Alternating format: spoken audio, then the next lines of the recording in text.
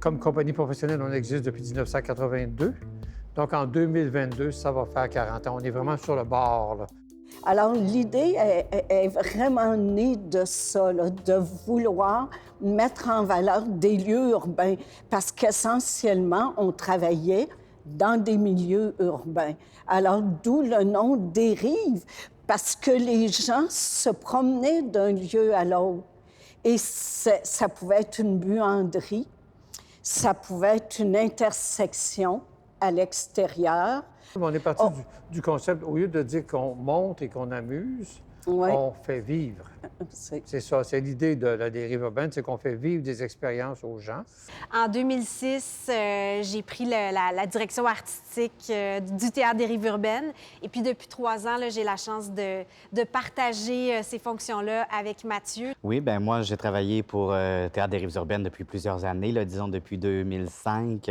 J'ai d'abord commencé à faire de la mise en scène pour la compagnie, écrit un peu aussi à l'occasion des textes. Et évidemment, je suis aussi la fille d'André et Hélène, pour ceux qui ne l'avaient pas remarqué.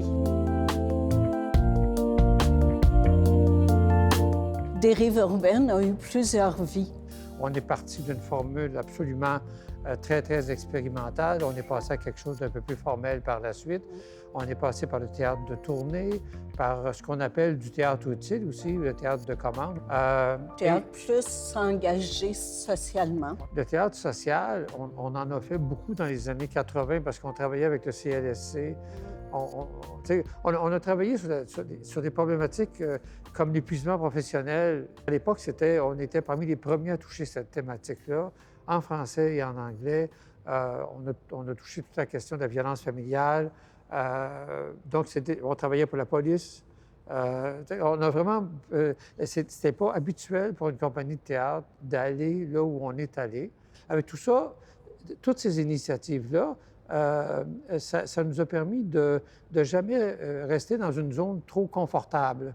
Je pense que ce qu'ils ont fait pour nous, c'est d'ouvrir des portes. Ils ont toujours, André et Hélène ils ont toujours eu tendance à se renouveler, à sortir des sentiers battus. Je pense que c'est ce qu'on attend aussi de nous.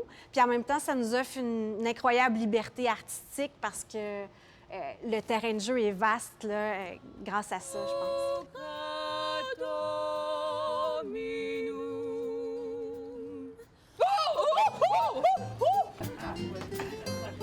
Chers amis, en tant que député de la belle circonscription de Hall...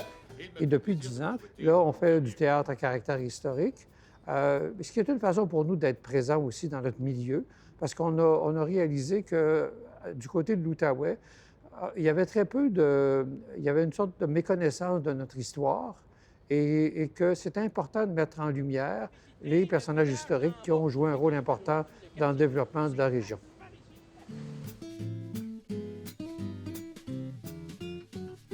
Mademoiselle Sima, vous n'oubliez pas, vous faites seulement semblant de chanter. Au niveau de la création des textes, on s'est orienté un peu vers le théâtre historique, mais ça reste que c'est des textes originaux, des textes de création, des auteurs d'ici qui parlent de la région, qui parlent du patrimoine d'ici. Donc, on a bifurqué d'une création au sens large aux créations plus patrimoniales, mais cette envie d'écrire, de partager des histoires d'ici, de chez nous, est restée.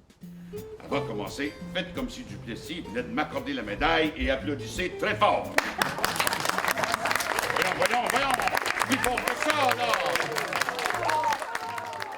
Le fait que les spectateurs étaient appelés, s'ils le voulaient, évidemment, à s'intégrer au jeu, à participer.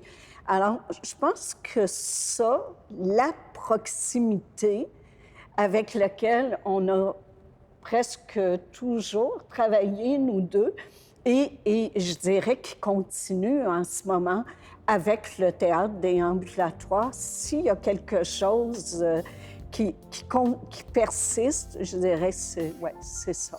Ils ont toujours été très près là, du public, donc une proximité avec le public, mais aussi même des organismes culturels de la région, des organismes communautaires aussi.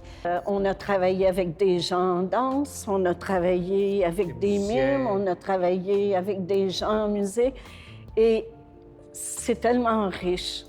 C'est des souvenirs incroyables.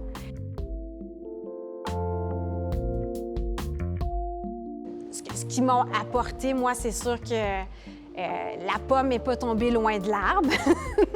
Donc, c'est sûr qu'ils m'ont transmis leur passion du théâtre, leur passion pour la création, mais aussi leur facilité à travailler en équipe. Il y a des gens que je côtoie là, depuis que je suis toute petite puis qui sont encore avec eux aujourd'hui. Donc, ça, je trouve ça beau aussi, puis je veux cultiver ça. Il nous lègue un théâtre qui a comme 40 ans d'histoire, un théâtre qui s'est transformé, qui s'est renouvelé, qui est allé à la rencontre des artistes de la région. Donc, c'est sûr qu'on a un héritage entre les mains qui est précieux, qui est solide, qui est en santé. On espère en tout cas, qu'il y aura autant d'années à venir qu'il y en a derrière.